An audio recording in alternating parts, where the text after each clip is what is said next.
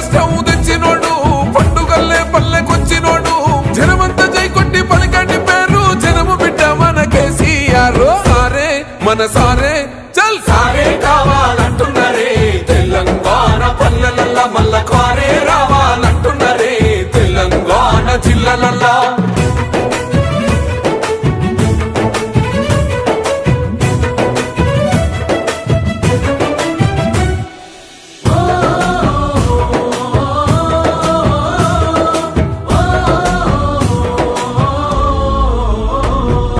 ఏండ్ల నుండి వెనక బాటు చూసిండు ఎత్తుకున్నాడమ్మ గులాబీ జెండా సావు నోటిలోన తలపెట్టినాడు స్వరాష్ట్ర పొద్దై వర్దిల్లినాడు